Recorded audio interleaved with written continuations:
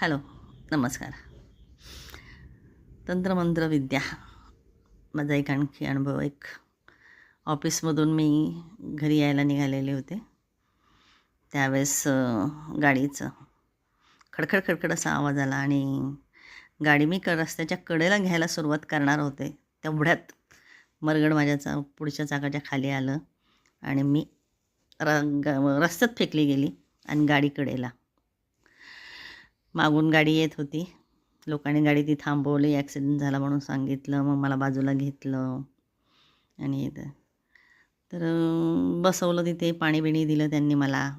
पाणी-बिणी पेले, सावध झाली जरा आणि गाडीमध्ये जरा थोडंसं म्हटलं चेक करावं.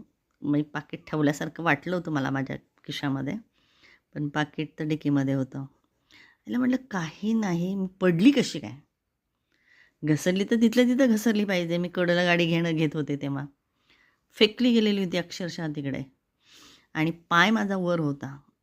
तो विचार मी करत होते. आश्चर्य वाटत होतं मला, माझा पंजा कसा काय वर? तर मग माझ्या थोडंफार लक्षात आलं की काहीतरी इथे गडबड आहे. त्या लोकांनी मला सांगितलं, मॅडम हा तुमचा तिसरा अपघात आहे.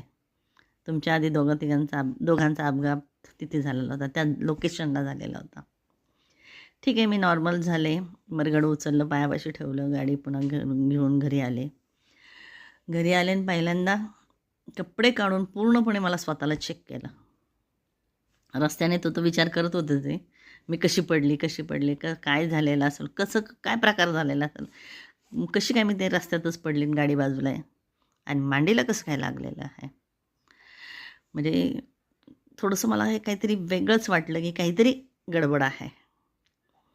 पण रस्त्याने येताना मात्र मी एक काम केलेलं होतं. रस्त्यात ते लिंबूवाले होते, त्यांच्याकडून एक लिंबू घेतलं, स्वतःवरून उतरून फेकून दिलेलं होतं. म्हणजे मला तो डाऊट वाटला होता, कारण त्या लोकांनी सांगितलं हा तुमचा तिसरा अपघात आहे म्हणून. मग मी घरी आल्यानंतर सगळं चेक केलं तर मांडीला लागलेलं होतं. प्रश्न पडला, जर मी रस्त्यावर पडलेले आहे, माझ्या कुठेतरी हाताला लागलं पाहिजे, पंजाला लागलं पाहिजे, कोपराला लागलं पाहिजे, गुडघ्याला लागलं पाहिजे, डोक्याला लागलं पाहिजे, खांद्याला लागलं पाहिजे, कमरेला लागलं पाहिजे, कुठं ना कुठेतरी जखम झाली पाहिजे, कुठं ना कुठेतरी खरचटलं पाहिजे, कुठं ना कुठेतरी लागलं पाहिजे. पण कुठेही काही झालेलं नव्हतं, फक्त मांडीला झालेलं होतं. मग म्हटलं मांडीला कसं काय होईल बरं, लागेल कसं काय? म्हटलं मला काही प्रश्नच म्हणजे निर्माण झालेला होता, काहीच कळत नव्हतं. आणि पंजा कसा काय माझा वरती? आयला म्हटलं कोणीतरी नक्कीच चेडा पाठवलेला असेल, तर चेड्याने मला बरोबर उलटा पाय केलेला असणार आहे. खात्री पटली आणि